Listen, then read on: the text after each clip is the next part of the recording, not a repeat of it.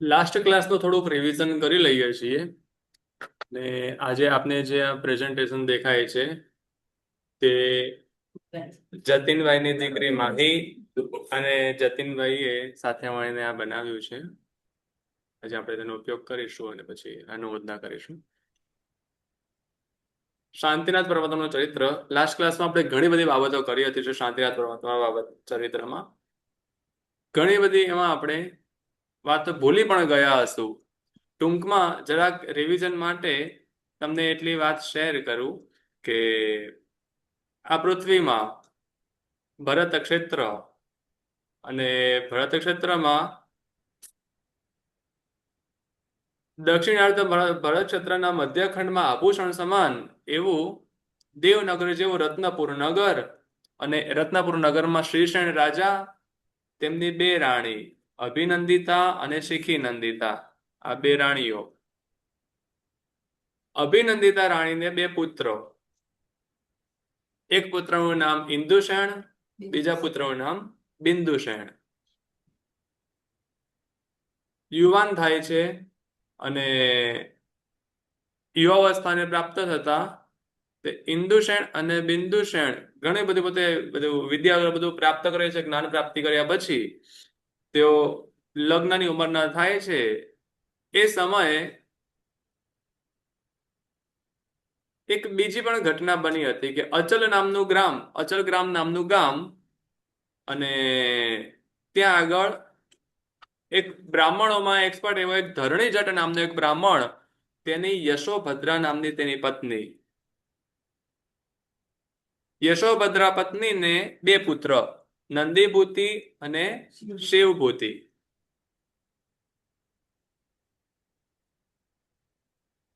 એના ઘરે એક દાસી હતી, નામ હતું કપિલા. અને ધરણી જટ બ્રાહ્મણને કપિલા દાસીથી પણ એક પુત્ર હતો, એનું નામ હતું કપિલ.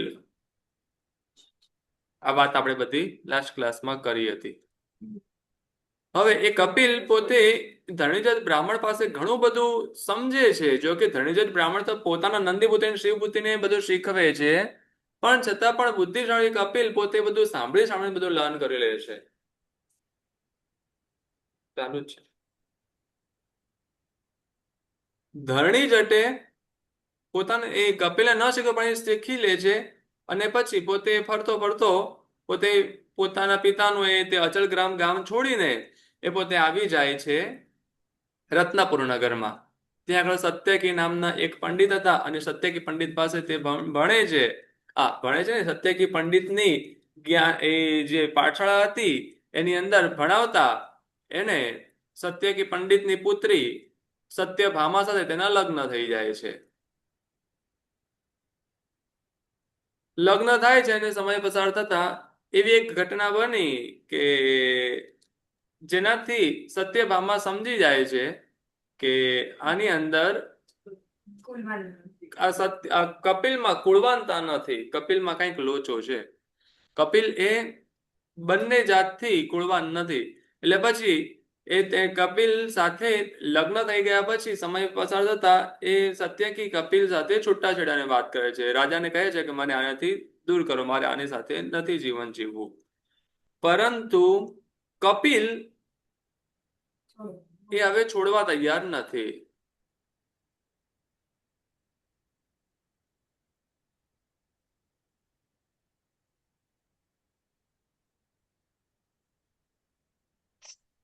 રાજા શ્રીશૈણ રાજાએ સત્યભામાને પોતાના નગરમાં પોતાના રાજમહેલમાં રહેવાનું કહ્યું કે તું મારા રાજમહેલમાં રહે. એની પાછળનું કારણ કે જો સત્યભામા કપિલ પાસે રાજમહેલમાં નહીં રહે તો કપિલ સત્યભામાને નહીં મૂકે, કપિલને સત્યભામા સાથે જ રહેવું છે. આ એક ઘટના બની હતી. બીજી પણ એક ઘટના બની હતી કે કૌશાંબી નગરી હતી અને કૌશાંબી નગરીની અંદર બલ નામનો રાજા, બલ રાજાની શ્રીદેવી નામની રાણીથી શ્રીકાંતા નામની રાજકુમારિકા હતી. શ્રીદેવી કે શ્રીમતી? હા, શ્રીમતી રાણીની શ્રી બલ રાજા અને શ્રીમતી રાણીની શ્રીકાંતા નામની રાજકુમારિકા. હવે એ શ્રીકાંતાના લગ્ન માટે બલરાજા એક બહુ મોટા અ, ઠાઠમાઠ સાથે તેને રત્નપુર નગર મોકલે છે કે ઇન્દુસેન સાથે તેના લગ્ન કરવા છે. પણ એમની સાથે એક એક વેશ્યા આવેલી હતી, નામ હતું અનંતમતિકા. અને એ વેશ્યાને જોઈને ઇન્દુસેન અને બિંદુસેન બંને યુદ્ધ કરે છે. અને એ યુદ્ધમાં એક કોઈ બીજો વ્યક્તિ આવે છે, એક વિદ્યાધર આવે છે અને કહે છે કે તમે તમારી બહેન માટે કેમ આટલું યુદ્ધ કરો છો. આ પ્રમાણે એ વિદ્યાધર કહે છે. અને આ વાત સાંભળતા તે ઇન્દુસેન એની પહેલા એક બીજી ઘટના બની ગઈ હતી. આ બંનેનું યુદ્ધ થઈ રહ્યું છે, પેલો વિદ્યાધર આવે છે, એની પહેલા એક ઘટના એ બની હતી કે આવા અપકૃત્યથી થાકીને શરમાઈને શેષન રાજાએ સુસાઇડ કરી લીધું. વિષ મિશ્રિત કમળ સૂંઘીને શેષન રાજા મૃત્યુ પામી જાય છે, કારણ કે આ અપકૃત્ય શેષન રાજાથી સહન ન થયું. અને એમની બંને રાણીઓ અભિનંદિતા રાણી અને શિખીનંદિતા રાણી પણ મૃત્યુ પામી ગઈ. અને સત્યભામાને થયું કે હવે મારું શરણ કોણ? હું જેમના શરણે આવી હતી એ પોતે મૃત્યુ પામી ગઈ, તો હું કેમ જીવું? વિચાર કરીને સત્યભામા પણ મૃત્યુનું શરણ સ્વીકારી લે છે.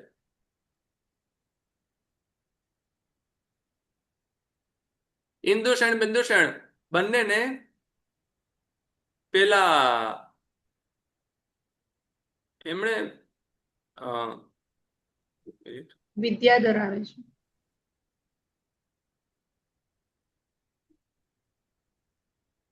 ક્યાં ગયેલા?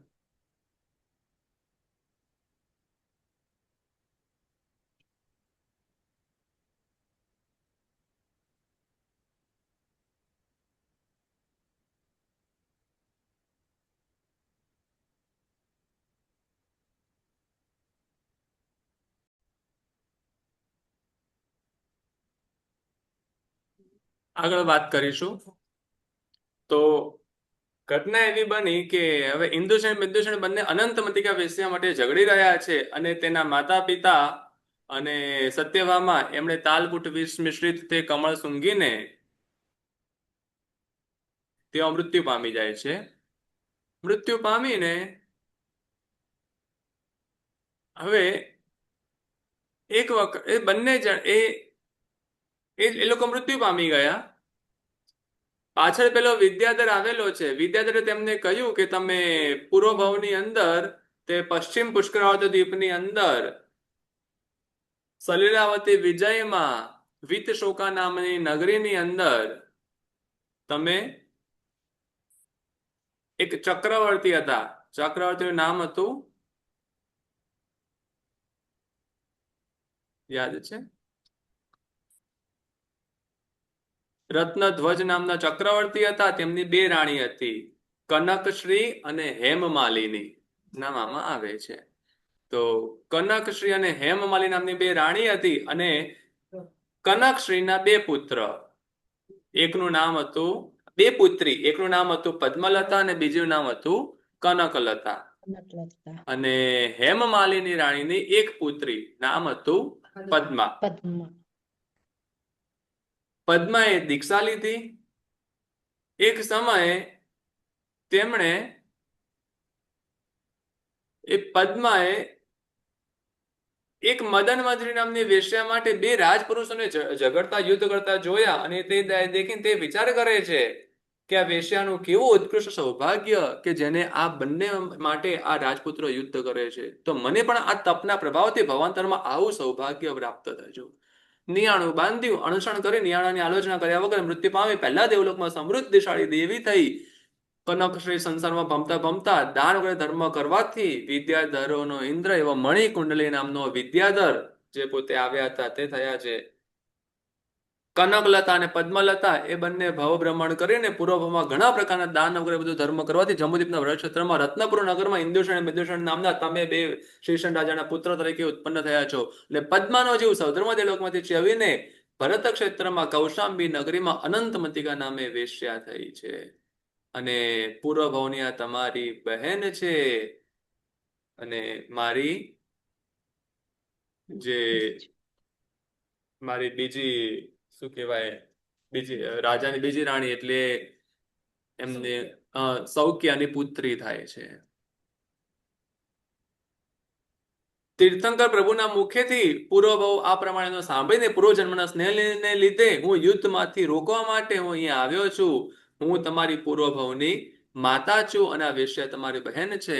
સંસારમાં મોહનો વિલાસ કંઈક આવો જ હોય છે. તમે સમજી લો. જન્માંતરરૂપી પડદામાં ઢંકાયેલા જીવો પૂર્વભાવના પિતા માતા બહેન ભાઈ આ બધા સંબંધો કંઈ સમજી શકતા નથી. ઇન્દુશેન બિંદુશેન બંને વૈરાગ્ય પામે છે. હવે બંને જણા ધર્મરુચિ નામના મુનિવન પાસે જઈને ચારિત્ર ગ્રહણ કરે છે, દીક્ષા લે છે.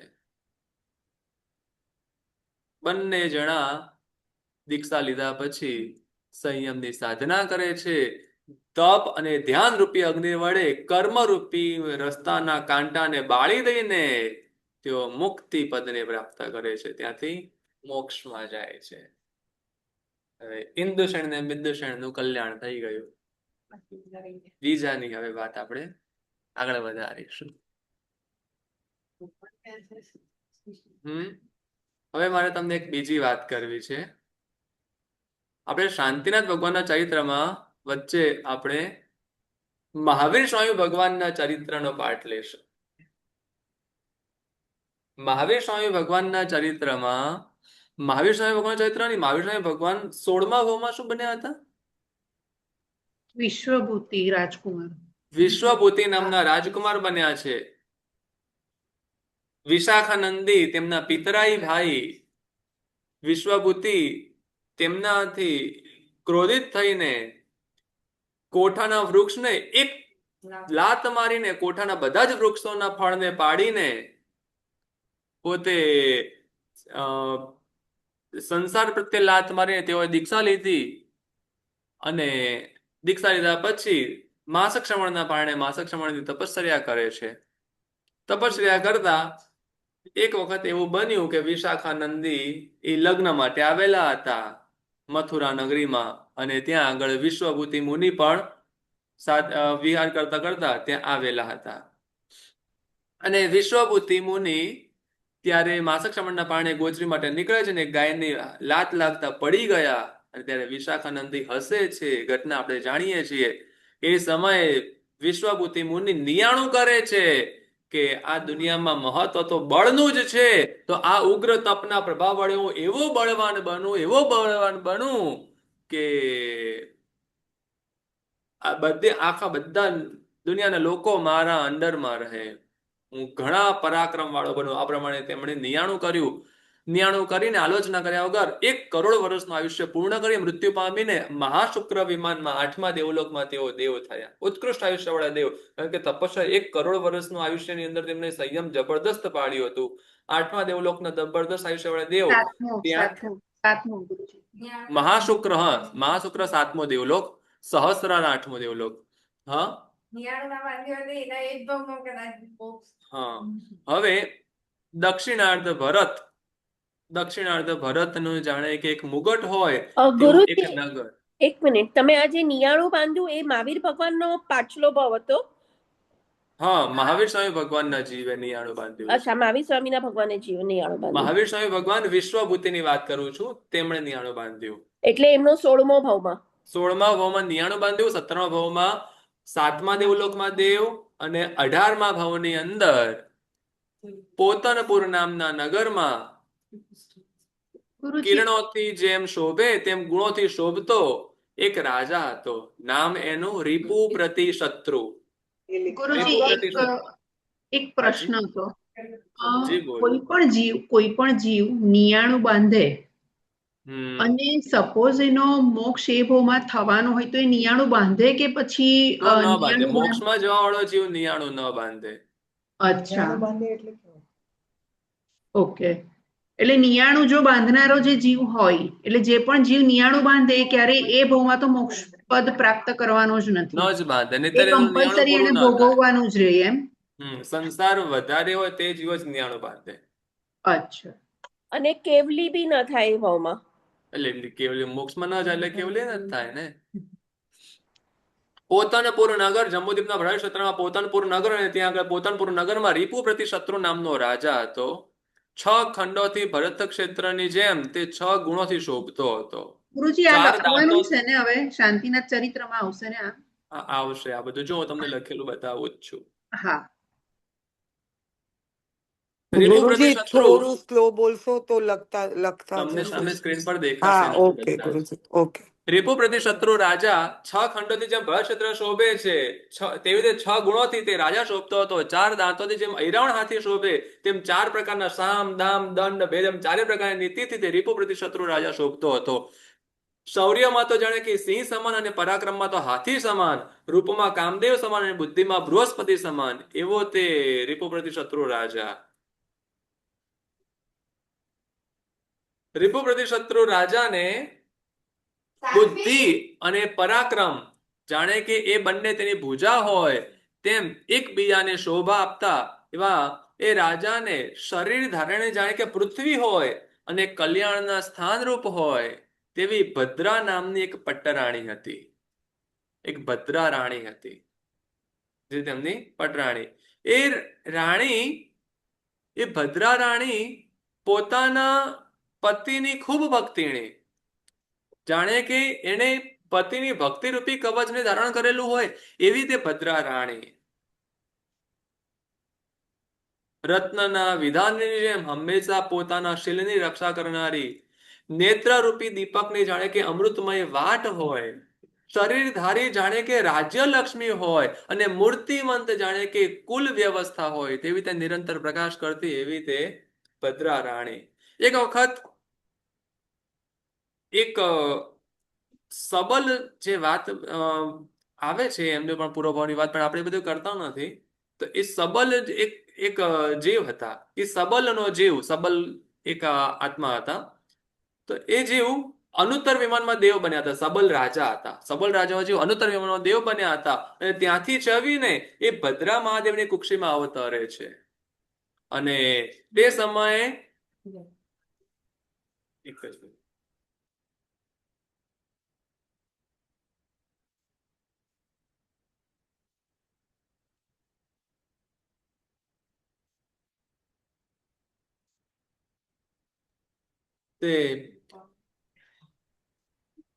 હવે ભદ્રા મહારાણી સુતા હતા ને તેમની કુક્ષની અંદર પેલા સબલ રાજાનો જીવ અનુત્તર દેવલોકમાંથી અવતરે છે અને ત્યાં સુતા એવા તે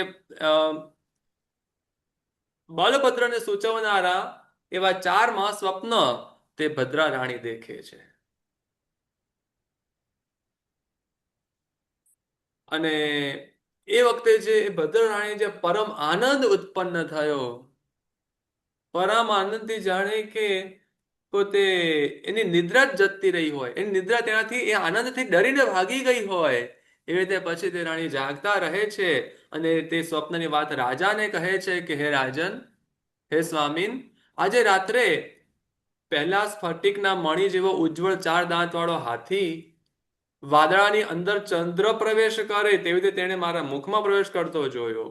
પછી શરદ ઋતુના વાદળથી જાણે કે બનાવેલો હોય તેવો નિર્મળ કાંતિ વાળો, ઊંચી કોંઢ વાળો અને સરળ પૂંછડા વાળો એક ગર્જના કરતો વૃષભ જોયો. પછી પ્રસરતા કિરણોના અંકુરાઓથી જાણે કે દિશાઓના કાનના આભૂષણ બનાવતો હોય તેવો ચંદ્રમા જોયો. અને પછી છેવટે ભમરાઓ અને મધુર ગુંજારો કરી રહ્યા છે એવા વિકસિત કમળોથી જાણે કે 100 મુખો વડે ગાયન કરતું હોય તેવું એક પૂર્ણ સરોવર જોયું. હે સ્વામીન, હે નાથ, આ સ્વપ્નનું ફળ મને શું મળશે એવી રીતે પૂછે છે. ત્યારે તે રાજા કહે છે કે સામાન્ય જનને ઉત્તમ સ્વપ્નનું ફળ પૂછવું એ પણ યોગ્ય નથી. હે દેવ, લક્ષ્મીથી દેવના જીવ. બોલ્યા છેલ્લું સ્વપ્ન પદ્મ સરોવર. ચંદ્રમા અને પછી પૂર્ણ સરોવર. પદ્મ સરોવર. હા, પૂર્ણ સરોવર.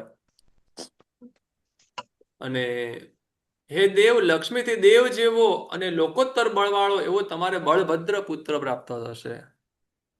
સુખેથી ગર્ભનો પસાર કરતા અનુક્રમે પૂર્વ દિશા જેમ સૂર્યને જન્મ આપે તેમ ભદ્રાદેવીએ પૂર્ણ સમયે શ્વેત વર્ણવાળા, મોટી ભુજાવાળા અને 80 ધનુષ્યના શરીરવાળા એવા પુત્રને જન્મ આપ્યો. ચક્રરત્ન ઉત્પન્ન થતા જેમ ચક્રવર્તી મહોત્સવ કરે તેમ પુત્રરત્ન ઉત્પન્ન થતા મહારાજાએ પણ મોટા આડંબરથી મહોત્સવ કર્યો. શુભ દિવસે શુભ રાશિનો ચંદ્ર થતા રાજાએ મોટા મહોત્સવપૂર્વક પુત્રનું અચલ એવું નામ પાડ્યું. ભદ્રા રાણીના પુત્રનું નામ પાડવામાં આવ્યું અચલ કુમાર. નહેર વડે જેમ વૃક્ષ ધીરે ધીરે મોટું થાય તેમ દિવસે દિવસે શરીરની કાંતિને અધિક અધિક વિસ્તારતો એ બાળક ધાવ માતાઓથી મોટો થવા લાગ્યો. અને અચલ કુમાર જન્મ્યા પછી કેટલોક સમય પસાર થયો ત્યારે કેતકી જેમ પુષ્પને ધારણ કરે તેમ ભદ્રાદેવીએ ફરીવાર ગર્ભને ધારણ કર્યો. એ જ ભદ્રાદેવી ફરીવાર ગર્ભને ધારણ કરે છે. સમય પૂર્ણ થતા ગંગા જેમ કમલિનીને જન્મ આપે તેમ તે ભદ્રાદેવીએ સર્વ લક્ષણોથી સંપૂર્ણ એક પુત્રીને જન્મ આપ્યો. રાજાએ હરણના બચ્ચા જેવા નેત્રવાળી એ ચંદ્રવદના પુત્રીનું મૃગાવતી એવું નામ પાડ્યું. તમે કોઈ રીતે કન્ફ્યુઝ નહીં થતા, જેમ કહું છું એમ જ સાંભળજો. ગુરુજી બહુ કન્ફ્યુઝિંગ છે. હા, એટલે હવે ભદ્રાદેવીના પુત્ર અચલ કુમાર, ભદ્રાદેવીની પુત્રી મૃગાવતી. બરાબર. તાપસોના ખોળામાં જેમ હરણીની જેમ લોકોના ખોળામાં રહેતી તે હરણ જેવી આંખો વાળી એવી એ બાળિકા નિર્વિઘ્ને વધવા લાગી. એ બાળિકાને કમર પર બેસાડીને ઘરના આંગણામાં વિચરતી એ ધાવ માતાઓ જાણે કે રત્નની પૂતળીની જાતે રમતી હોય એવી રીતે ઘરના થાંભલાઓ શોભે તેવી રીતે શોભતી એ બાળા ધીરે ધીરે ધીરે ધીરે બાળ અવસ્થાને પૂરી કરીને એ મૃગાવતી કામદેવને જીવન આપનારી અને શરીરની લક્ષ્મીને વિશેષ પ્રકારે શોભાવનારી એવી યૌવન મને પ્રાપ્ત થઈ. એ મૃગાવતી રાજકુમારિકા હવે મોટી થઈ. તેનું મુખ ભ્રમરના બહાને જાણે કે ચંદ્રનું હોય અને દંતપત્ર હોય, ચંદ્રના દાંતો હોય. ભ્રમરના મુખની ભ્રમરના બહાને જાણે કે ચંદ્રના દાંત હોય તેવું તેનું મુખ શોભી રહ્યું હતું. ભમરા સહિત કુમુદ પુષ્પ હોય તેવા તેના કાળા અને તેજસ્વી સફેદ એવા તે નેત્ર શોભવા લાગ્યા. કાળા અને સફેદ એવા તેના નેત્ર. તેના સંપૂર્ણ શરીરની રચના જબરદસ્ત, ખૂબ રૂપવતી. હવે આખા શરીરની સંપૂર્ણ રચનાની હું વાત નથી કરતો, આપણે ઘણી બધી આગળ વાતમાં જવું છે. સમય આજે ઘણો બધો જોયો છે. ત્રણ જગતની સ્ત્રીઓને વિજય કરવા પ્રવીણ એવું એ સ્ત્રીનું સૌંદર્ય ખરેખર કામદેવનું વિજય અસ્ત્ર હોય એવી રૂપવતી. ભૂમિ અને સ્વર્ગનું સામ્રાજ્ય મળવું સુલભ છે, પણ આ હૃદય વલ્લભા બાળા મળવી ઘણી દુર્લભ છે. એવી એ રૂપવતી વાળા.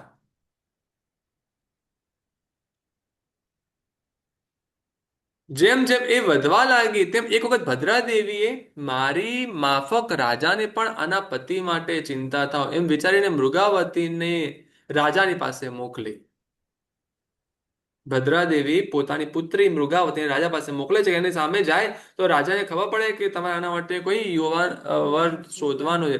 તેને જોઈને કામદેવના બાણથી વિધુર બની ગયેલો કે વિંધાઈ ગયેલો રાજા આ પુત્રી છે એમ જાણે કે જાણતો જ ન હોય તેમ હૃદયમાં ચિંતાવા લાગ્યો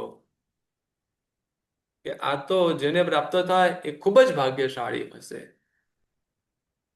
સુર અસુર અને રાજાઓ, મનુષ્યના રાજાઓના પુણ્યથી પણ અધિક અને સેંકડો જન્માંતરમાં પ્રાપ્ત કરેલા મારા પુણ્યથી જ આ બાળિકા પ્રાપ્ત થઈ છે. આ પ્રમાણે વિચાર કરીને રીપુ પ્રતિ શત્રુ રાજાએ મધુર શબ્દથી બોલાવીને એ પ્રાણવલ્લભા બાળાને તરત જ ખોળામાં બેસાડી.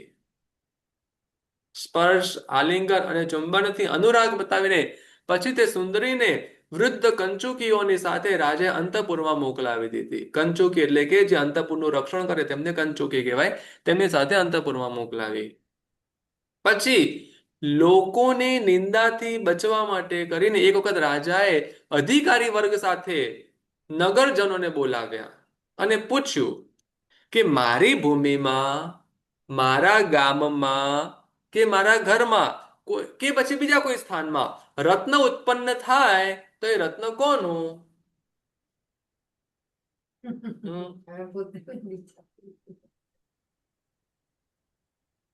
તમે કહો.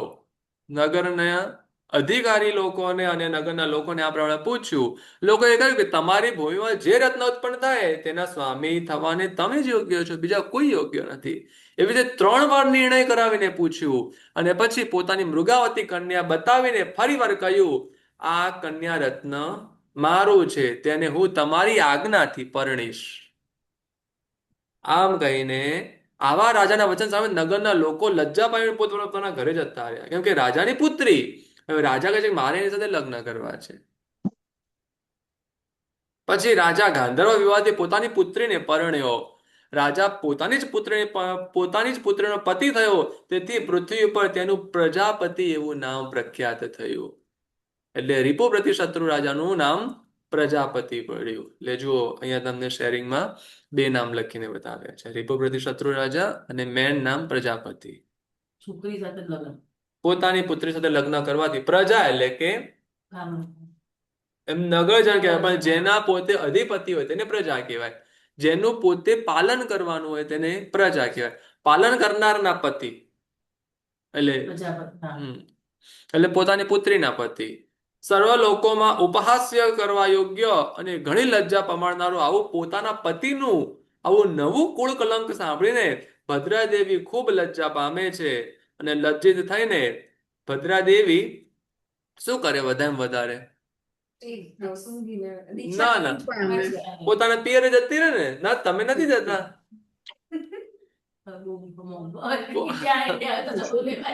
અહીંયાથી મોંઘું પડે. પોતાના અચલ કુમાર પુત્રને લઈને સાથે લઈને તે દક્ષિણ દેશની અંદર પોતે ચાલી ગઈ. કારણ કે જ્યાં દુર્જનોના મોટા મહેણાના વચનો ન સાંભળવા પડે તે દેશ જ ઉત્તમ સમજવો.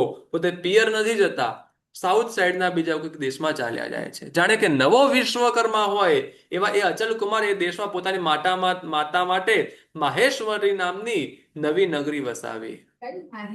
માહેશ્વરી, માહિષ્મતી નહીં, એ માહેશ્વરી નગરી વસાવી. અચલ કુમારે પોતે જ આખું નગર વસાવ્યું પોતાની માતા માટે કરીને. પછી કુબેરે જેમ અયોધ્યાને ધનથી પૂરી હતી તેમ અચળ બળદેવે એ નગરીને બીજા ઠેકાણેથી લાવીને ધન વડે પૂરી દીધી. પછી તેણે કુળવાન મંત્રીઓ અને આત્મરક્ષક સેવકોની સંભાળની છે, જાણે કે મૂર્તિમાન નગરની દેવી હોય તે પોતાની માતાને તે નગરીમાં રાખ્યા.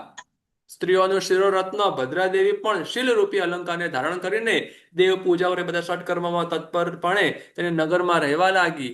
અને ભક્તિમાન એવો અચલકુમાર પોતનપુર નગરમાં પોતાના પિતા પાસે આવે છે. માતાને માહેશ્વરી નગરીમાં રાખીને પાછો અચલકુમાર પિતા પાસે આવે છે. જેવો તેવો પિતા પણ સત્પુરુષો માટે તો પૂજ્ય જ હોય. અચલકુમાર તો સત્પુરુષ છે. અચલકુમાર પહેલા પ્રમાણે જ પોતાના પિતાની સેવા કરતો એવો પાછો પોતે પોતનપુરમાં રહે છે. માતાને ત્યાં મૂકીને પાછો પિતા પાસે રહ્યો. વિદ્વાનો પૂજ્ય પુરુષના ચરિત્રની ચર્ચા ન કરતા હોય, એમણે મૂકી દીધું આ બધું. હવે ચંદ્રને જેમ રોહિણીની જેમ રાજાએ મૃગલોચન એટલે કે હરણ જેવી આંખો વાળી એવી મૃગાવતીને પટરાણીની પદવીએ સ્થાપિત કરી દીધી. કેટલોક સમય પસાર થયા પછી વિશ્વભૂતિ મુનિનો જીવ મહાશુક્ર 7મા દેવલોકમાંથી ચવીને મૃગાવતીની કુક્ષીમાં અવતર્યો. રાત્રિના પાછળના પ્રહરે વાસુદેવના જન્મને સૂચવનાર એવા 7 સ્વપ્ન મૃગાવતી દેવીએ સુખીપૂર્વક સુતા જોયા. મૃગાવતીની કુક્ષીમાં વિશ્વભૂતિ મુનિનો જીવ પધારે છે. પહેલા સ્વપ્નમાં કુમકુમ જેવી અરુણ કેસરા વાળો, ચંદ્રની રેખા જેવો તીક્ષ્ણ નખ વાળો અને ચામરની જેવા પૂંછને ધારણ કરનારો યુવાન કેસરી સિંહ જોયો. પહેલા સ્વપ્નમાં સિંહ જ આવે. સિંહ પુરુષ હતા ને. છોકરી હોય કે છોકરો સિંહ આવે કે છોકરીમાં ના આવે? વાસુદેવ જન્મવાનો હશે હવે. એટલે એમ નહીં કહું છું કે છોકરી છોકરી હોય તો આવું સ્વપ્ન ક્યાંથી આવે? હા તો સ્વપ્ન બોય ગર્લ છે નહીં, એ જીવ કેવો છે બધી ખબર પડી જાય અહીંયા તો. અને બીજા સ્વપ્નમાં સૂંઢમાં ક્ષીર સમુદ્રના જળથી ભરેલા કુંભ છે એવા 2 હાથીઓથી અભિષેક થાય છે એવા પદ્માસન પર બેઠેલા લક્ષ્મીજી જોયા. બીજા સ્વપ્નમાં લક્ષ્મી. ત્રીજા સ્વપ્નમાં મહા અંધકારને ફાડતો, રાત્રિને દિવસ કરતો અને ઉગ્ર તેજને ફેલાવતો એવો સૂર્ય જોયો. ચોથા સ્વચ્છ અને સ્વાદિષ્ટ જળથી ભરેલો મુખ પર પુંડરીક કમળોથી અર્ચિત થયેલો એટલે પૂજાયેલો અને સુવર્ણની ઘંટા તથા પુષ્પની માળાઓ વાળો એવો કુંભ જોયો. પાંચમા સ્વપ્નમાં અનેક જાતના જલચર પ્રાણીઓથી ભરેલો રત્નોના સમૂહથી પ્રકાશ કરતો આકાશમાં કલ્લોલને ઉછાળતો અને એવો તે સમુદ્રને જોયો. કયા સ્વપ્નમાં? પાંચમા સ્વપ્નમાં. છઠ્ઠા સ્વપ્નમાં 5 વર્ણના મણિઓના કાંતિના પ્રસારથી આકાશના આંગણામાં ઇન્દ્રધનુષ શોભાને વિસ્તારતો એવો રત્નનો ઢગલો જોવામાં આવ્યો. સાતમા સ્વપ્નમાં જ્વાળાથી આકાશને પલાળતો અને દૃષ્ટિને જોવા વડે સુખ આપતો એવો નિર્ધૂમ અગ્નિ જોયો. આવા 7 સ્વપ્ન જોયા. લગભગ સેમ જ હોય, લગભગ ફિક્સ જ હોય. આ પ્રમાણે 7 સ્વપ્ન જોઈને મૃગાવતી જાગી તેણે રાજાને તે વાત જણાવી. રાજા કહ્યું, દેવી, સ્વપ્નથી તમારે અર્ધ ચક્રવર્તી એટલે કે વાસુદેવ પુત્ર થશે. ભદ્રાદેવનો પુત્ર બળદેવ થશે, તમે મૃગાવતી દેવીનો પુત્ર વાસુદેવ થશે. સવારના સમયે રાજાએ નિમિત્યાને બોલાવીને પણ પૂછ્યું, ત્યારે તેઓએ પણ સ્વપ્નનું ફળ તે જ પ્રમાણે કહ્યું. અને પછી ગર્ભ સમય પૂર્ણ થયો ત્યારે દેવીએ સર્વ લક્ષણોથી લક્ષિત 80 ધનુષ્ય ઊંચા એવા શરીરવાળો કાળા વર્ણવાળો એક પુત્ર પ્રસવ્યો. અને દિશાઓ પ્રસન્ન થઈ, પૃથ્વી ઉલ્લાસ પામી, રાજાના મનની જેમ સર્વ લોકો નગરજનો હર્ષ પામ્યા. અને ગોવાળ જેમ વાડામાંથી ગાયોને છોડે તેમ હર્ષ પામેલા રીપો પ્રતિ શત્રુ રાજાએ પહેલા જેમને કેદ કરીને રાખેલા તેવા પુરુષોને જેલમાંથી છોડી મૂક્યા. આવનારી વાસુદેવપણાની લક્ષ્મીને જાણે કે અગાઉથી સ્થાન આપી ગયા હોય તેમ કામધેનુની જેમ યાચકોને ઈચ્છા અનુસાર દાન આપતા એવા તે રીપુ પ્રતિ શત્રુ રાજા રહેવા લાગ્યા. લોકોમાં પણ પુત્રના વિવાહની જેમ તે રાજપુત્રના જન્મનો બહુ મોટો મહોત્સવ પ્રવર્ત્યો. હાથમાં માંગલિક વસ્તુઓ લઈને સૌભાગ્યવતી સ્ત્રીઓ રાજમંદિરમાં આવવા લાગી. ત્યાં ન સમાવાથી તેમના પરસ્પર ઘર્ષણ વડે ગામમાં પણ મોટી ભીડ થઈ પડી. રાજગૃહિની જેમ રાજાના મહેલની જેમ શહેરમાં પણ ઠેકાણે ઠેકાણે તોરણ બાંધવામાં આવ્યા. જી આમનો ત્રિપૃષ્ઠ વાસુદેવ જે હતા એમનો વર્ણ શ્યામ હતો એમ, એટલે હંમેશા બળદેવ શ્વેતવર્ણી હોય અને વાસુદેવ શ્યામવર્ણી હોય, ફિક્સ હોય. અચ્છા, ઓકે.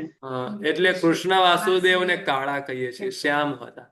ખાલી શ્રી કૃષ્ણ શ્યામ નતા, 9 વાસુદેવ શ્યામ જ હોય. અચ્છા. તો કીધું ગુરુજી બળદેવ શ્વેતવર્ણી હોય અને વાસુદેવ બળદેવ અને વાસુદેવ બંને ભાઈ જ હોય. જો અહીંયા અચલ બળદેવ અને ત્રિપુરુષ વાસુદેવ ભાઈ બન્યા. એમાંય પાછો ઉંમરનો ગેપ હોય, બંનેની માતા અલગ હોય, બંનેના પિતા એક હોય, એ ફિક્સ છે. કેવી રીતે સંયોગો બને એ બધું અલગ વસ્તુ છે. હા, બળદેવ સત્કર્મ કરીને ઉર્ધ્વ ગતિને જ પામે અને વાસુદેવ અકર્મ કરીને દુર્ગતિને પામે. આ અમુક કોમન નિયમો છે.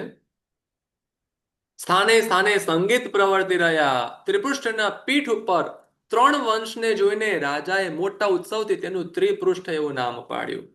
અહીંયા છે ને પાછળ કરોડરજ્જુ હોય ને તે એક હોય ને, આપણને એમને 3 હતા એટલે એમનું નામ ત્રિપૃષ્ઠ રાખ્યું.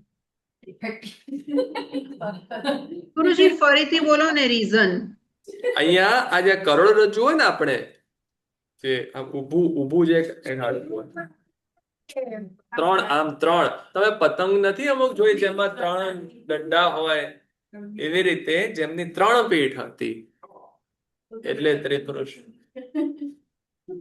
પરાક્રમી એટલે એમના પરાક્રમની વાતો પણ આપણે કરીશું. ધાત્રીઓએ લાલન પાલન કરેલો અને અચળ બળદેવની સાથે ક્રીડા કરતો ત્રિપૃષ્ઠ કુમાર ધીમે ધીમે વધવા લાગ્યો.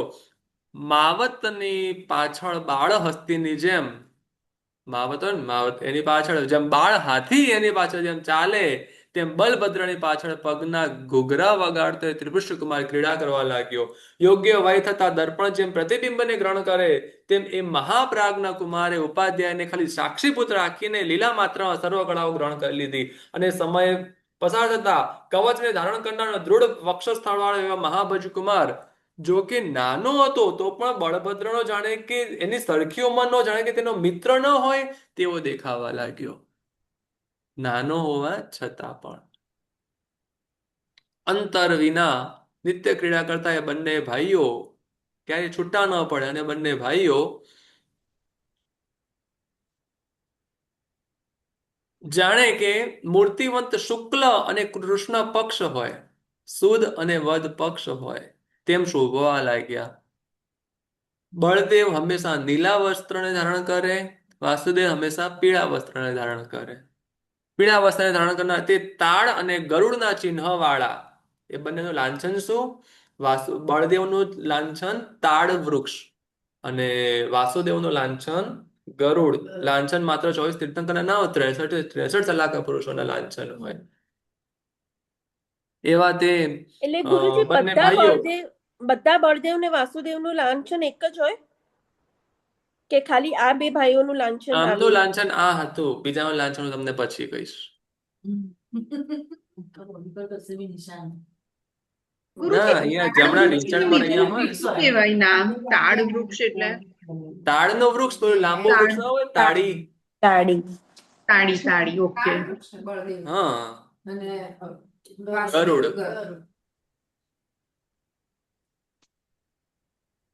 પુરુષોમાં ગજેન્દ્ર સમાન બંને ભાઈ હાથી ઉપર ચડતા ત્યારે તે પ્રૌઢ હાથીઓ પણ કુંભસ્થળ ઉપર તેમના હસ્તસ્થળનું આસ્ફાલન સહન ન કરી શકતા.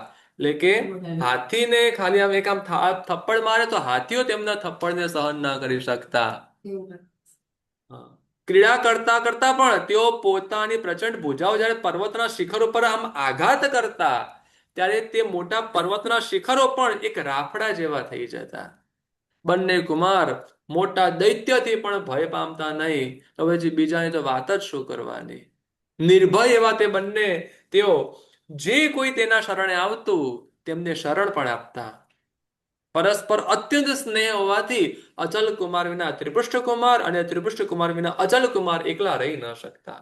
જાણે કે બે શરીર અને એક આત્માઓ તેમ તેઓ હંમેશા સાથે જ ફરતા. એક બીજી વાત કરવી છે. આપણે રત્નપુર નગર નામ યાદ છે ને? ભૂલી કેવી રીતે જવાય? રત્નપુર નગરમાં મયુરગ્રીવ નામનો રાજા, તેમની નીલાંજના નામની રાણી અને નીલાંજના રાણીથી અશ્વગ્રીવ નામનો એક પ્રતિવાસુદેવ ઉત્પન્ન થયો હતો. ગુરુજી માંડ યાદ રાખ્યું તું રત્નપુર, હવે તમે નવું બધું નાખ્યું ગુરુજી પાછું. એટલે હવે શ્રીશેણ રાજા વાળું આખું ચેપ્ટર પતી ગયું અને સમય ત્યાર પૂરો થયો. પછી બીજો રાજા આવ્યો. હા, બીજો રાજા આવ્યો. એટલે તો એટલે પરંપરા શ્રીશેણ ઘણા વર્ષો પછીનો જ વીતી રાજા ગયા. કે ઓકે, ઘણા વર્ષો પછી. શ્રીશેણ રાજા ત્યાંથી યુગલિક ક્ષેત્રમાં ગયા હતા, ત્યાંથી તે પહેલા દેવલોકમાં દેવ થયા હતા. એ વાત મેં તમને કરી નથી કરી ને? પહેલા દેવલોકનું નથી કીધું, યુગલિક રૂપે જન્મ્યા એ કીધું. યુગલિક શ્રીશેણ રાજા અને અભિનંદિતા રાણી એ યુગલ બને છે. હા. શિખી નંદિતા રાણી અને સત્યભામા એ યુગલ બને છે. બંને યુગલ બને છે. શ્રીશેણ રાજા અને શિખી નંદિતા રાણી બંને પુરુષ બને છે. અભિનંદિતા રાણી અને સત્યભામા એ બંને સ્ત્રી બને છે. એ રીતે જોડી બને છે. હવે એટલે શ્રીશેણ રાજા અને અભિનંદિતા રાણીની એક જોડી અને શિખી નંદિતા રાણી અને સત્યભામાની એક જોડી, આવી રીતે જોડી બને છે. હવે ચારે જણા ત્યાંનું આયુષ્ય પૂરું કરીને પહેલા દેવલોકમાં દેવ બન્યા. ચારે જણા દેવ. ત્યારે અહીંયા રત્નપુરમાં કોઈને કોઈ રાજાઓ તો થવાના જ છે. વર્ષો વીત્યા. હવે ત્યાં મયુરગ્રીવ નામનો રાજા છે. હવે વચ્ચે બધી પેઢી બધી ગઈ.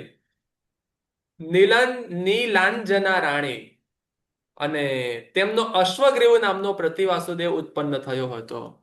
એમનો પુત્ર હતો. ખૂબ પરાક્રમ વાળો એવો 80 ધનુષના શરીર વાળો, નવા મેઘના જેવી કાંતિઓ અને 84 લાખ વર્ષના આયુષ્ય વાળો એવો તે મોટા હાથીઓના કુંભસ્થળને ફાડતા છતાં પણ જેમ સિંહની કંડુ શાંત ન થાય, કંડુ એટલે કે ખંજવાળ, સિંહ છે ને હાથીને ફાડી નાખ્યો તો એની ખંજવાળ શાંત ન થાય, તેમ અનેક શત્રુઓને કૂટવા છતાં પણ અશ્વગ્રીવ પ્રતિવાસુદેવ ભુજાની ખણજ શાંત નથી થતી. એ મહાબાહુ અને પરાક્રમી એ વીર એ યુદ્ધ ભૂમિમાં એવો કુતૂહળી હતો, એટલો ઈચ્છાળો રમતિયાળ હતો કે યુદ્ધ કરતા શત્રુઓથી જેવો પ્રસન્ન થતો ને તેવો તો શત્રુના નમવાથી પણ પ્રસન્ન નતો થતો. તેઓનો પ્રતાપ વરુણ અસ્ત્રોની જેમ શત્રુઓની સ્ત્રીઓના નેત્ર કમળમાંથી આંસુ જળનું આકર્ષણ કરીને વરસાવતો. સમજાયું? વરુણ અસ્ત્ર શું કરે? વરસાદ ફેંકે. આ શત્રુઓની સ્ત્રીઓને આંખોમાંથી આંસુનો વરસાદ વરસાવતો. ત્યારે તેને શાંતિ મળતી. તેના હાથમાં દિશાઓના ચક્રને આક્રમણ કરનારું એક ચક્ર હતું. પ્રતિ વાસુદેવ પાસે ચક્ર હોય, જાણે કે બીજું સૂર્ય હોય તેવું એ જણાતું હતું. મોટા રાજાઓ હૃદયમાં પેસીને પણ એ પ્રતિવાસુદેવ આપણને વિરોધી જાણીને આપણને હળે નહીં ને એવા ભયથી મનમાં પણ એ પ્રતિવાસુદેવની અભક્તિ વિચારી નતા શકતા. જનરલી બધા પ્રતિ વાસુદેવ હોય એ આમ અભક્તિ એટલે મતલબ આ ટાઈપના જ હોય, લાઈક આપણે રાવણ છે કે કંસ છે કે જેટલા બી આપણે સાંભળ્યા પ્રતિવાસુદેવમાં કોઈક એક અવગુણ મોટો હોય, બાકી ઘણા બધા ગુણ હોય, એક અવગુણ મોટો રહેલો હોય કોઈકમાં. અને એ નેગેટિવ રોલમાં એક પોઈન્ટ મોટો હોય કે એનો લગભગ માન હોય વધારે કરીને. એમ તો જો કે વાસુદેવમાં પણ માન હોય, પણ એવું છે કે પ્રતિવાસુદેવ પાસે જે ચક્ર હોય ને ત્યારે એ ચક્રના 100 આરા હોય, અને એ ચક્ર જ્યારે વાસુદેવ પાસે આવે ને તો એ 1000 આરા વાળું બની જાય. હવે એ અશ્વગ્રીવ પ્રતિવાસુદેવ પોતાના પરાક્રમથી જેમાં વૈતાટ્ય પર્વત આઘાત શિલામય સ્તંભ રૂપ બની ગયે છે, એવા ભરત ક્ષેત્રમાં પણ 3 ખંડને સ્વાધીન કરી લીધા પછી વિદ્યાધરોમાં પણ ઉત્તમ એવા તે પ્રતિવાસુદેવે જાણે કે વૈતાટ્ય પર્વતની બંને ભુજા હોય તે વિદ્યાધરોની બંને શ્રેણીઓની વિદ્યા અને પરાક્રમથી તેને તે પણ હરાવી લીધી હતી. એટલે કે અડધા ભરત ક્ષેત્રને અને વિદ્યાધરોના એ બંને શ્રેણીના પ્રદેશને પણ તેને જીતી લીધેલા હતા. ગુરુજી, પ્રતિ વાસુદેવ થાય તો એમની માતા કયા સ્વપ્ન જુએ? 4 સ્વપ્ન જુએ એનું વર્ણન નથી આપેલું. એની માતા પણ 4 સ્વપ્ન જુએ.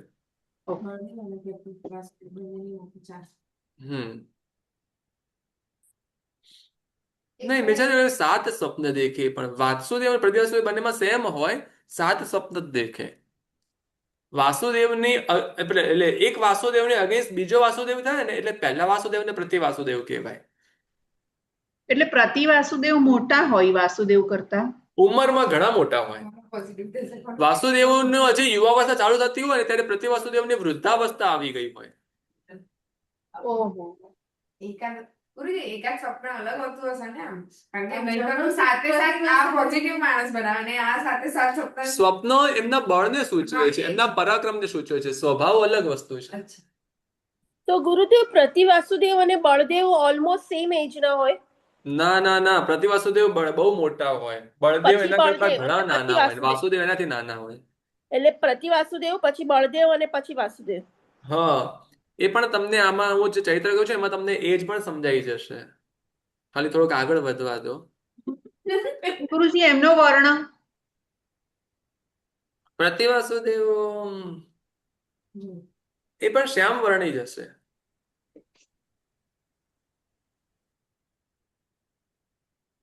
એ અશ્વગીરુ પ્રતિવાસુદેવે વૈતાટ્ય પર્વત જીતી લીધું. માગધ, પ્રભાસ અને વરદામ તીર્થોના અધિપતિઓએ પણ પોતાના રાજાઓ તેમ તેઓને ભેટ ધરીને તેઓની પણ પૂજા કરી હતી.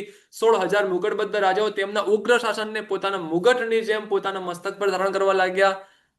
આવી રીતે તે એક મોટી પૂજાવાળો એવો પ્રતિવાસુદેવ એક છત્ર સામ્રાજ્યને ભોગવતો કાળ પસાર કરતો હતો.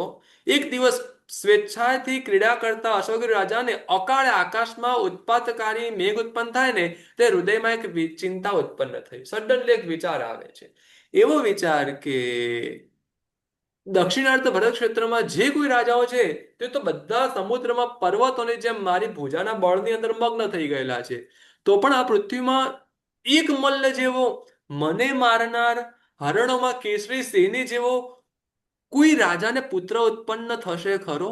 રાજાઓ તો બધા મારે શરણે છે, એમનો કોઈ પુત્ર કોઈ એવો ઉત્પન્ન થશે કે જે મને મારનારો હોય?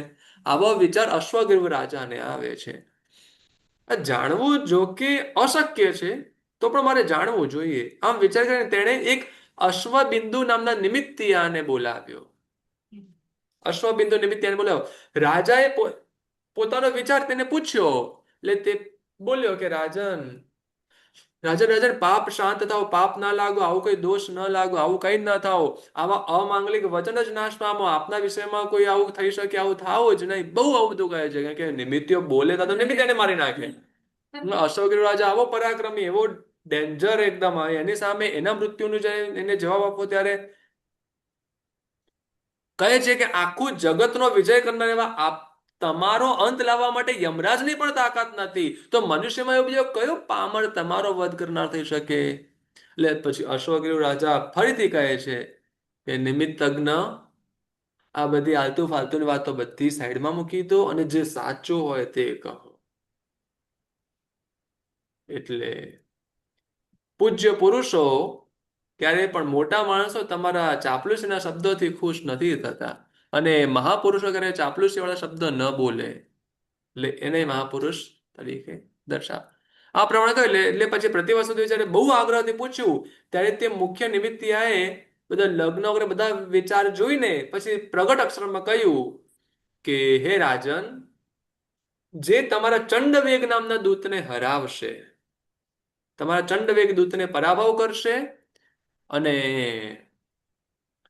વેસ્ટ દિશાના એન્ડ પર રહેલા સિંહને જે મારી નાખશે તે તમારો પણ વધ કરનારો બનશે. જે તે સિંહનો વધ કરશે એ તમારો પણ વધ કરશે.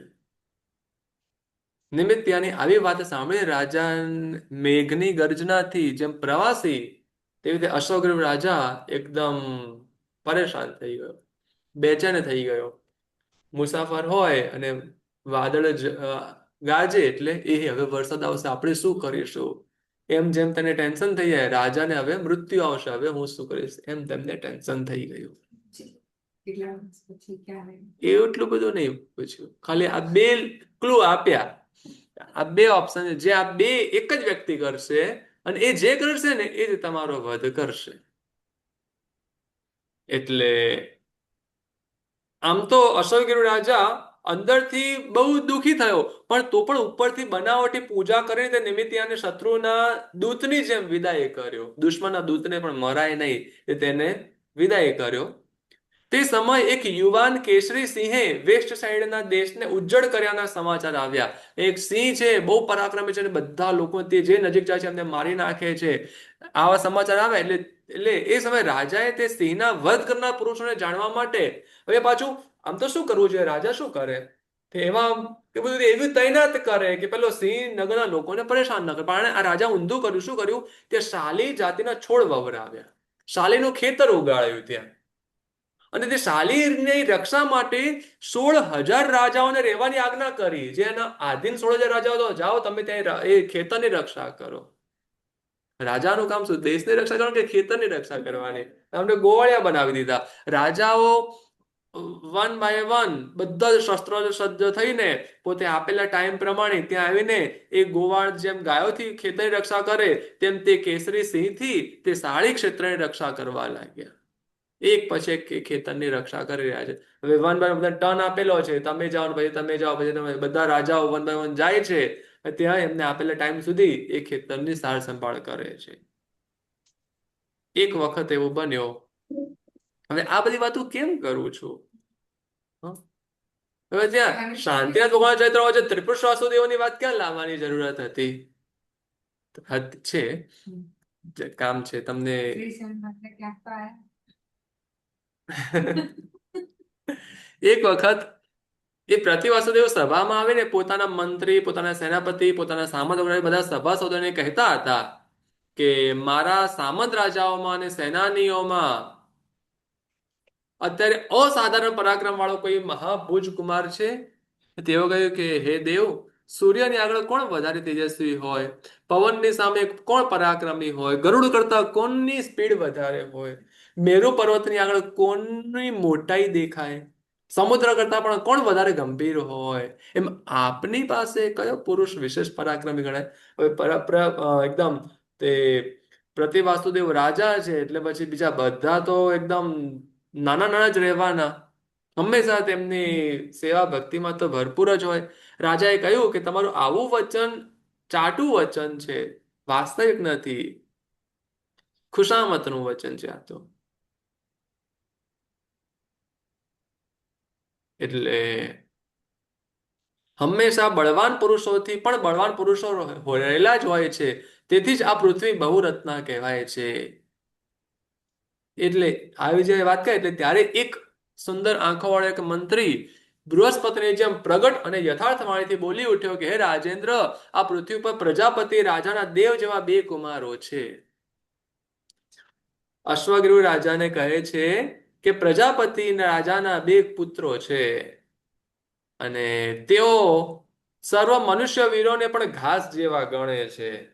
અને મંત્રીઓની આવી વાત સાંભળી તરત જ રાજાએ સભા પૂરી કરી અને ચંડવેગ નામના પોતાના એક દૂતને કોઈ કારણ સમજાવીને કોઈ મતલબ સમજાવીને પ્રજાપતિ રાજાની પાસે મોકલ્યો. હવે ચંડવેગ દૂતને મોકલે છે ક્યાં? પોતનપુર નગરમાં પ્રજાપતિ રાજા પાસે. આ તો સૌથી મોટી તકલીફ હોય કે એનાથી એવું વિચારે કે હું ભાગીશ તો કાલે પાછળ પડશે કે હું એને મારી નાખું, હું શોધીને એને મારી નાખું. એનો પર્પઝ એવો હોય અને શોધવા માટે કરીને એને પકડવા માટે કરીને આ બધા તે ક્લુ શોધે છે અને એમાં એ શોધવા પોતે જ શોધાઈ જાય. મોકલ્યો પ્રજાપતિ રાજા પાસે દૂત સારા સારા રથીઓ અને મોટ શ્રેષ્ઠ ઘોડે સવારો લઈને પોતાના રાજાના તેજની જેમ તે પોતનપુર નગરમાં આવી જાય.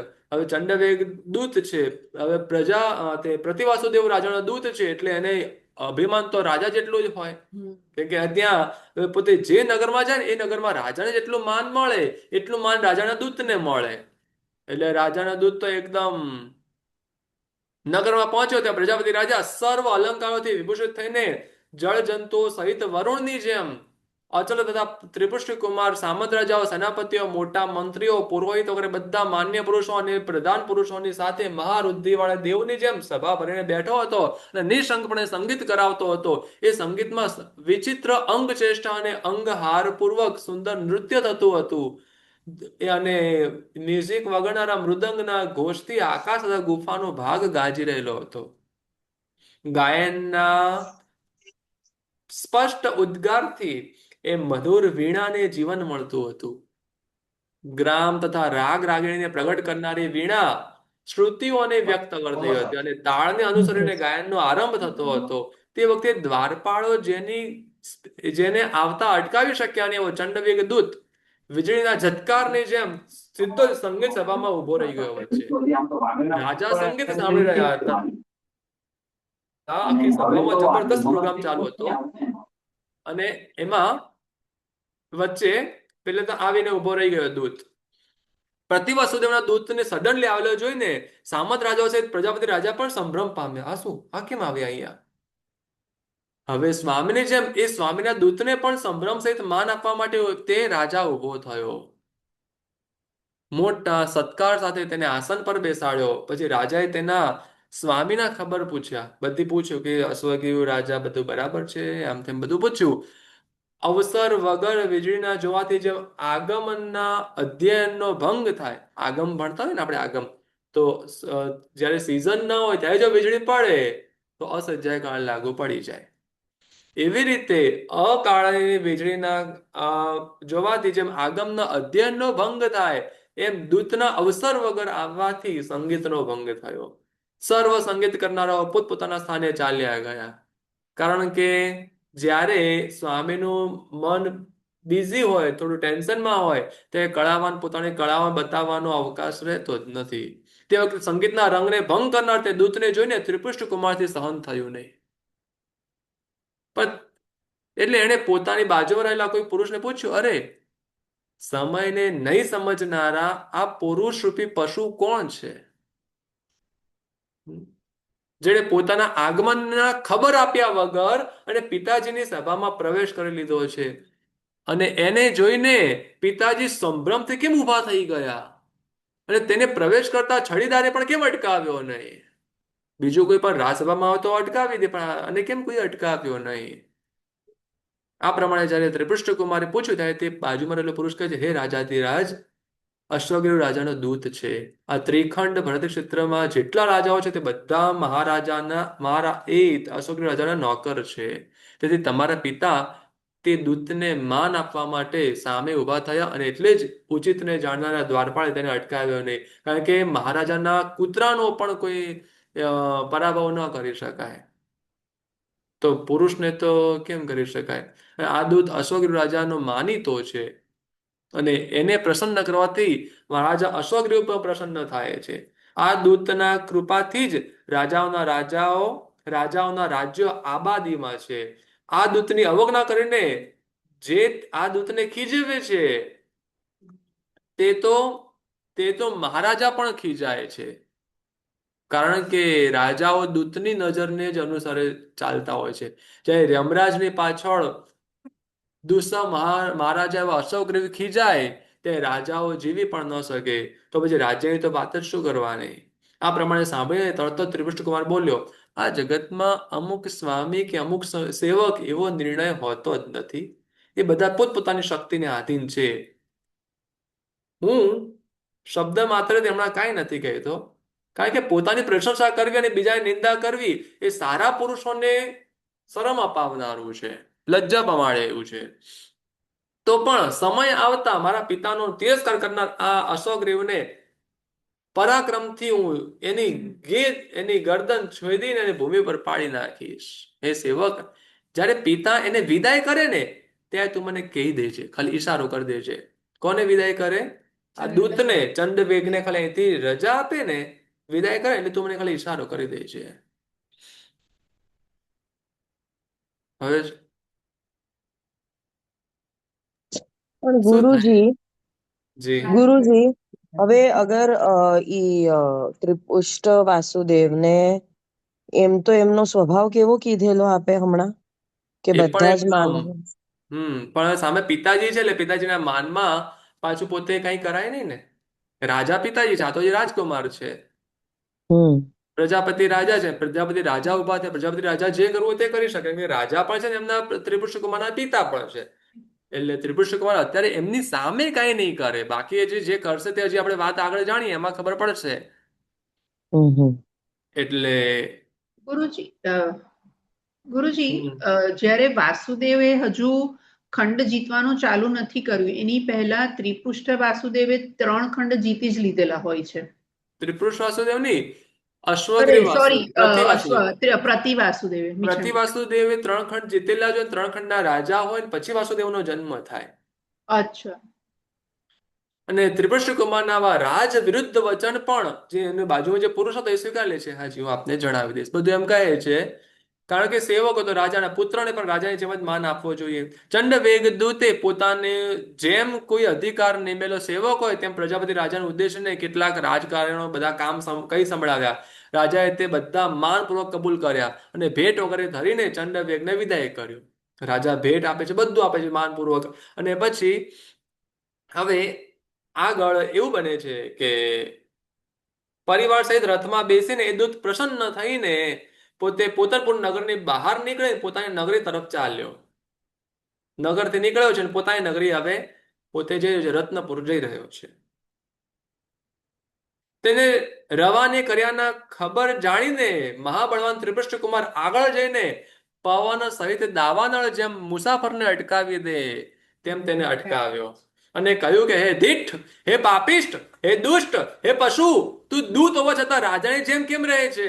હે મૂર્ખ, જેવી રીતે તે સંગીતના રંગનો ભંગ કર્યો છે તેવી રીતે બીજો કોઈ મરવાને ન ઈચ્છતો હોત તો એવો તે કયો સચેતન પશુ પણ આવું કોઈ કરે, જેને મરવાની ઈચ્છા હોતી આવું કરે?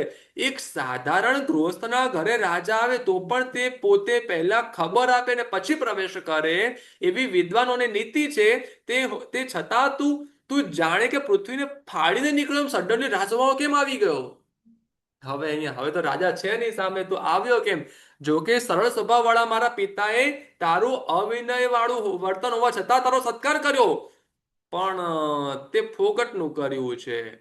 મારા પિતાએ બધું ખોટું કર્યું. હે દુષ્ટ, જે શક્તિથી તું દૂર વિનય વાળો થયો છે ને તે તારી શક્તિ હવે પ્રકાશ કરે. નહીં તું તારી તાકાત બતાવ, તારી કઈ તાકાત તે આટલું બધું કર્યું છે. નહીં તો પછી તારા અન્યાય રૂપી વૃક્ષનું ફળ હું તને હમણાં જ બતાવું છું. આ પ્રમાણે કહીને ત્રિપુષ્ટ કુમારે મુઠ્ઠી ઉપાડી અને તેને મારવા જાય છે ને ત્યાં બાજુમાં રહેલા અચલ કુમારે જેને આ મોટા ભાઈ હતા બળદેવ હતા, એમને નજીક આવીને તેને અટકાવીને કહ્યું કે હે કુમાર, બસ કરો, એ મનુષ્ય રૂપી કીડાની ઉપર પ્રહાર ન કરો. કોઈ બહુ ગુસ્સો કરનારા પણ શિયાળિયા હોય ને તો પણ એની ઉપર કઈ સિંહ પ્રહાર ન કરે. દૂત કદી અવળું આચરણ કરે તો પણ એ વધ કરવાને યોગ્ય નથી. વળી આડું અવળું બોલનારો પણ બ્રાહ્મણ તેની બ્રાહ્મણ્યતાને લીધે વધ કરવા યોગ્ય નથી. તેથી આ કઠોર પુરુષની ઉપરથી ક્રોધનું સંહરણ કરો, એટલે કે તમે તમારો ક્રોધ દૂર કરો, આવું બધું સમજાવે છે. એટલે ત્રિપુષ્ટે પણ હાથી જેમ પોતાની સૂંઢને સંકોચી લે તેમ ઉપાડેલી મુઠ્ઠીને તે પાછી સંકોચી અને પોતાના સુભટોને આજ્ઞા કરી કે સંગીતના રંગનો ભંગ કરનારા પાપી દૂતનું જીવન વિના બધું જ લઈ લો. આ પાપી દૂત છે એને જીવતો રહેવો જોઈએ, એ સિવાય એની પાસે આજુબાજુ જેવી જેટલું છે ને બધું જ લઈ લો. રાજાએ તેને ખાલી માન સન્માન થોડાક રત્નો બધું ભેટ આપ્યું હતું, એ બધું તો લઈ લો. એની પાસે બીજું છે એનું છે ને એ લઈ લો. ખાલી એને જીવતો છોડી દો, બાકી બધું લઈ લો. હવે કુમારની આજ્ઞાથી ઘરમાં ઘૂસી ગયેલા કૂતરાની જેમ તે સુભટોએ લાકડી અને મુઠ્ઠીઓ કરી તેને ઘણો માર માર્યો. હવે ત્રિપુષ્ટ કુમાર નથી મારતા, પણ સુભટો પાસે મરાવરાવે છે. પછી બહુ માર માર્યો અને પછી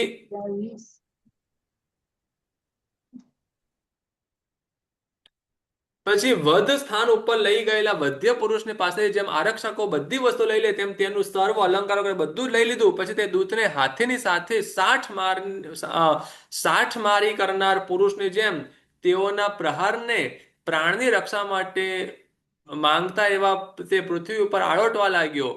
તેવી તેની સ્થિતિ કરીને તેનો આખો પરિવાર હથિયાર બધું મૂકીને ત્યાં જે કંઈ ખાવા પીવાનું હતું એ બધું પણ છોડીને જેમ કાગડાઓ ભાગી જાય તે એ ચંડવેગ દૂતનો પરિવાર જે આજુબાજુ તેના જે સૈનિકો આવે એ બધા પણ ભાગી ગયા. અને પછી તે દૂતને ગધેડાની જેમ માર મારીને ચકલાની જેમ લૂંટી લઈને વીટ પુરુષને જેમ નચાવીને બંને કુમારો પોતાના ઘર તરફ વળ્યા અને પેલા ત્યાં મૂકી દીધો. એમ પછી જાતે જશે એમ કુમારો આવી ગયા. હવે આ બધી વાત પ્રજાપતિ રાજાએ લોકોના મુખેથી સાંભળી. એ ખબર પડી કે મારા બે કુમારોએ પેલા ચંડવેગ સાથે આવું કર્યું છે. હવે એને પ્રજાપતિ રાજાના મનમાં શલ્ય બેઠું, ઓહો હવે શું થશે, તકલીફ થઈ ગઈ. એટલે વિચારે છે કે મારા કુમારોએ આ બરાબર નથી કર્યું, પણ પોતાને ઘોડે પાડી નાખ્યો હોય તે વાત બીજા કોની આગળ, પોતાના જ ઘોડાએ જયારે પોતાને પાડી દીધો હોય ત્યારે એ વાત બીજા કોને કહેવાની. આ ચંડવેગ દૂત ઉપર જે ધસારો કર્યો છે તે કઈ તેના ઉપર કર્યો નથી, પણ અશોકદેવ રાજાની ઉપર કર્યો ધસારો છે.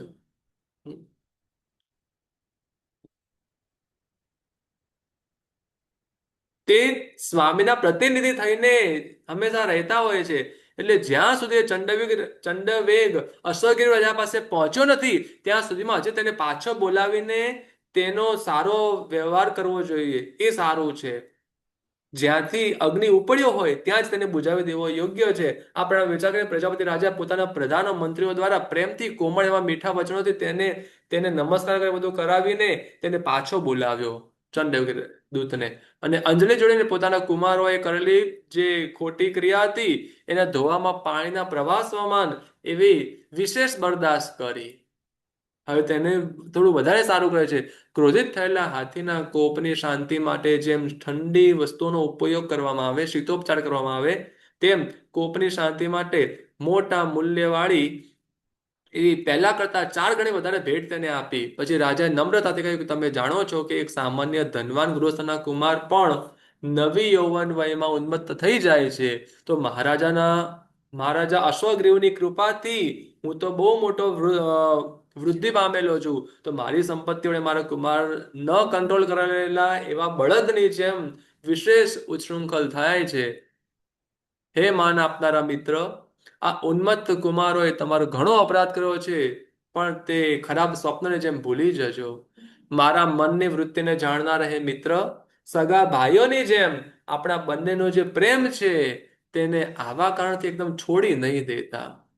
હે અનગ, મારા કુમારનું માઠું આચરણ તમારે અશ્વગૃહ રાજાને નહીં કહેવાનું, કેમ કે ક્ષમાવાન પુરુષોની આ ખરી કસોટી છે. તમે ખરા ક્ષમાવાન છો કે નહીં? તમે ખરેખર માફ કરનારા મહાપુરુષ છો કે નહીં? ચાપલુસી પણ તો જોઈએ ને. આ પ્રમાણે સામ વચનરૂપી અમૃતના વરસાદથી જેનો ક્રોધ શાંત થઈ ગયો છે એવો ચંડવેગ પ્રેમથી કોમળ વાણીથી બોલે છે કે રાજન, તમારી સાથે લાંબા વખતનો સ્નેહ હોવાને લીધે મેં જરાય પણ ક્રોધ કર્યો નથી. આમાં શું ક્ષમા કરવી છે? જે તમારા કુમાર તે મારા માટે પણ કઈ પારકા નથી. જ્યારે બાળક કઈ ખોટું કરે ત્યારે તેને દંડ દેવો એ દંડ કહેલો છે. બાળકને દંડ આપવો એ જ દંડ છે. તેની ફરિયાદ કઈ લઈ જવાતી નથી. તમારે તો બધું આપવું પડે છે. લોકમાં પણ આવી મર્યાદા છે કે બાળકને દંડ આપવા પર દંડ મળે. આ તમારા કુમારનું આવું આચરણ રાજા પાસે હું નહીં કહું, કારણ કે હાથીના મુખમાં ભક્ષ્યનો ગ્રાસ આપી શકાય પણ તેને પાછો બહાર કાઢવો અશક્ય છે. ભોજન હાથીના મોઢામાં કોળિયો મુકાય પણ કોળિયો પાછો ન નીકળે. એવી રીતે હે રાજન, તમે મારો વિશ્વાસ રાખજો અને મને રજા આપો. આ પ્રમાણે કહે ને પેલો પ્રજાપતિ રાજા તેને વિદાય કરે છે. કેટલાક દિવસે એ અશ્વગ્રીવ રાજાની પાસે પહોંચી જાય છે, પણ તેને હાર થઈ જવાની વાત તો વધામણી આપનાર પુરુષની જેમ પહેલેથી જ રાજાની પાસે પહોંચી ગઈ હતી. ચંડવેગે તો કઈ નહીં કહ્યું. બીજા લોકો તો કે ને ચાપલુસી કરનાર, એમણે પહેલેથી અશ્વગ્રીવ રાજાને કહી દીધું કે પેલા ચંડવેગને તો માર્યો છે. બધી વાત પહેલેથી મળી જ ગઈ હતી. ચંડવેગ જઈને હવે શું કરે? ત્રિપૃષ્ઠના ત્રાસથી ભાગી ગયેલા ચંડવેગના પરિવારે પહેલેથી જ ત્યાં બધી વાત કહી દીધી હતી. અને હવે રાતી આંખો વાળા એવા અશ્વગ્રીવ રાજાને ચંડવેગે દેખ્યો એટલે તરત જ તેના મનમાં નિશ્ચય થયો કે ચોક્કસ કોઈએ આવીને રાજાએ મારા પરાભવનું વૃત્તાંત જણાવી દીધું છે. ચંડવેગ પણ સમજી ગયો કે મારી વાત કહી દીધી છે. રાજાના સેવકો આકૃતિ ઉપરથી જ મનના ભાવને જાણી શકતા હોય. રાજાએ પૂછ્યું એટલે બધી વાત નિવેદન કરીને કહી દીધું. અને આટલા મોટા રાજા સામે કોણ ખોટું બોલી શકે? પોતે પ્રજાપતિ રાજા પાસે જે કબૂલાત આપી તેનું પણ યાદ કરે તેને કહ્યું કે દેવ, મારા જેવો જ પ્રજાપતિ રાજા આપનો ભક્ત છે અને તેના કુમારોએ જે આ કરેલું છે તે બાળપણમાં સરળ એવી આ અજ્ઞાનતા છે. પોતાના કુમારોના આવા કાર્યથી એ રાજા બહુ દુઃખી છે. એટલે સર્વ રાજાઓમાં જેવી રીતે શક્તિ વડે તમે અતિશયપણાને પ્રાપ્ત થયેલા છો, તેવી રીતે પ્રજાપતિ રાજા પણ તમારા ઉપર ભક્તિથી સર્વથી વિશેષ ભક્તિ વાળા છે. એટલે કુમારના આવા દોષથી તમે એ પોતાને બહુ નિંદે છે. એટલે તમે એ તમારા શાસનને તમારી આજ્ઞાને ગ્રહણ કરે છે, માટે એમણે આ બહુ બધી ભેટો આપી છે. પછી ચંડવેગ રાજાએ તે બધી ભેટો રાજાને આપી. દૂત વિરામ પામ્યો એટલે અશ્વગ્રીવ રાજા વિચારે છે કે પેલા નિમિત્યાની વાણીના એક વચનની તો ખાતરી એ વિશ્વાસ જોવામાં આવ્યો, પણ જો કે સિંહના વધ રૂપી બીજા વચનનો જે વિશ્વાસ બાકી છે. મૃત્યુ છે મારશે, હા, મારી નાખશે એવું નતું કીધું, મારશે. પછી કેટલું મારશે એ કઈ ખબર નહીં.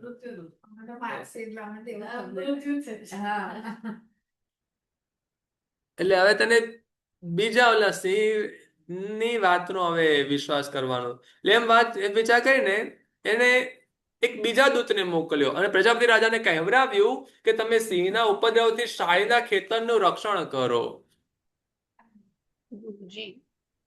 સમય આપણો બહુ થઈ ગયો છે, 11:30 વાગી ગયા છે.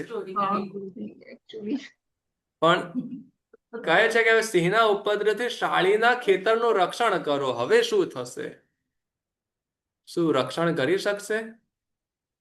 રક્ષણ કરવું સરળ બનશે કે પછી એમાં કઈ વિશેષ વિઘ્ન આવશે? આપણે એમ નોર્મલ એટલું આપણે જાણીએ છીએ કે ત્રિપુષ્ટ કુમારે સિંહને ફાડી નાખ્યો, પણ ફાડી નાખ્યો એ બરાબર છે, પણ પછી બીજું શું બને છે એ વાત પણ તો છે. અને ક્યારે આવું બને છે, કેમ આવું બને છે, અને આ બધું બનવા પાછળ શાંતિનાથ ભગવાનના ચરિત્ર સાથે શું સંબંધ છે? મેન વાત તો જે છે એ છે. ગુરુજી, આ ઓલી ઢાળમાં જે ગવાય છે ઈ જ છે ને? એ જ પોતને ત્રિપુષ્ટ પૂરીએ કુમાર છે. પ્રજાપતિ રાણી મૃગાવતી વાળું. પ્રજાપતિ રાજાની મૃગાવતી રાણી અને એમના 27 ગુરુની ઢાળ, ચોથી ઢાળ. 18મા ભાવમાં છે ને આ? તો હવે અહીંથી શાંતિનાથ ભગવાનના ચરિત્રમાં આપણે ક્યાં જશું, શું થશે?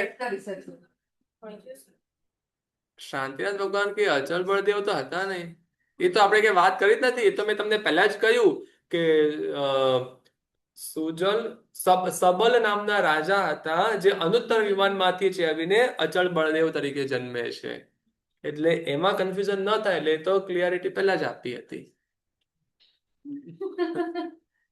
તો હવે શ્રી શાંતિનાથ પરમાત્માની વાત કરવાની અને ત્રિપુરુષ વાસુદેવથી આ વાત હજી આગળ લઈ જવાની, આ બધું આપણે નેક્સ્ટ ક્લાસમાં જોઈશું. સમય થઈ રહ્યો છે એટલે આજનો પાઠ પૂર્ણ કરીશું. સૌ સાથે મળીને સર્વમંગલ બોલીશું. આજે જે તમને સાથે સાથે જે બધું જે ફોટો વિડીયો જે જોવા મળ્યા, તો એ જતીનભાઈ અને એમની દીકરી માહીએ બનાવ્યા છે.